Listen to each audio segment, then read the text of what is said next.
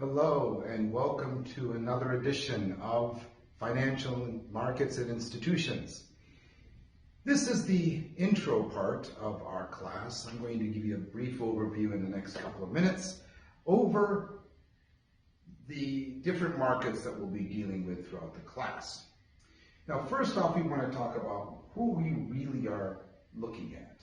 And what we're looking at here are savers and borrowers. Now, savers would be like households, businesses that are investing or that are saving.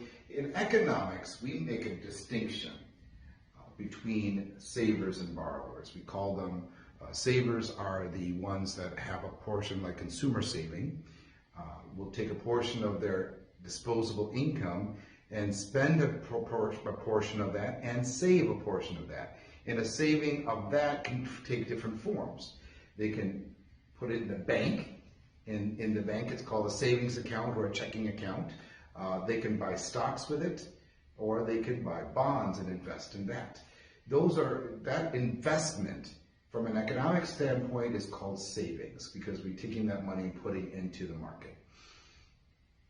From the market, we have borrowers who are borrowing the money. There could be an international side to it, which we'll talk about a lot more later when we talk about international finance. But the interest rates in the domestic country here in the United States, for instance, if the interest rates go up, then that will induce foreigners to invest or put money into or buy savings vehicles, which we also call investment vehicles here, because the rate of return is higher. Whereas savers will save less, will save more, whereas borrowers may not borrow as much. So businesses are the biggest borrower that we know of. The governments, whether it's state, local, or federal government, are also borrowers. And there are international businesses or individuals that will borrow from domestic banks or U.S. banks.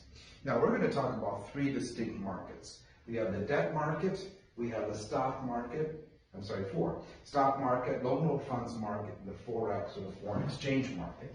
Now the foreign exchange market is part of that international business. The loanable funds market is the borrowers are usually borrowing for loans through a bank, which we'll talk about in a moment. And savers are the ones that are saving or the supply of money in that market. The stock market can also be called not only can it be called a stock market, but I also think of it as a capital market. Capital in the form of physical capital.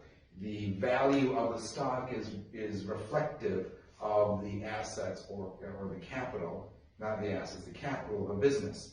And when you're investing in a stock or saving through buying a stock, you're actually the value or the price of that stock is that proportional amount of capital, that is the value of the capital in that business.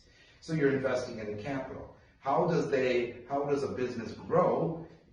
Using that information or using that money is particular on how the value is. So when you buy stock, you're also the reflection of the business is in that stock price. Also the propensity or the forecast of where that company is going also. In addition, there are systemic risk involved in buying a stock. That means the stock is systemic, meaning internal, that is affecting all stocks at once. That would be an economic standpoint. It could be a cyclical problem. It could be a supply chain problem. It could be a labor shortage. These things affect businesses and are reflected in the stock. On the other side, there's what's called unsystematic, which is specific to an industry or specific to a sector of an industry. And so we look at stock, we're actually looking at capital. So the entire market, whether you're doing a Dow Jones Industrial Average, Dow Jones Transportation Average, the S&P 500, those are taking the average, the price of those particular stocks and the value of capital that's retained or held by those respective businesses. And then we have the debt market, which is predominantly corporate bonds. I put bonds there because government bonds are part of the debt market.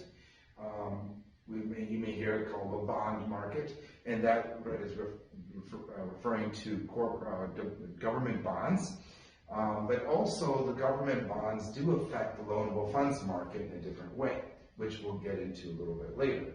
Now, another thing to think about is that there's two forms of lending or borrowing. There is the direct lending, where savers actually are saving their funds directly to and giving directly to borrowers. That would be through a market, but the market is not an intermediary, it's just a placeholder.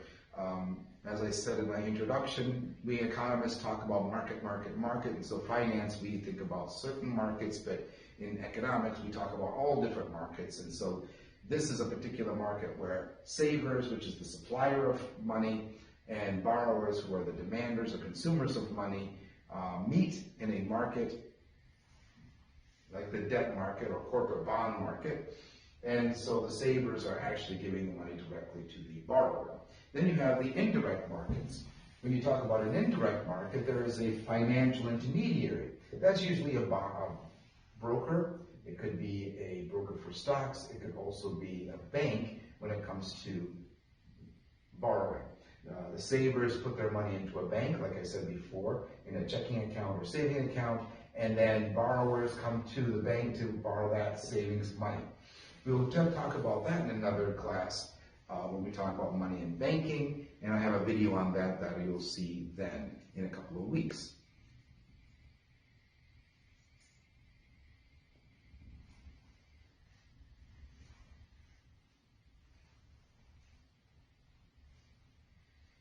Stay tuned for another video.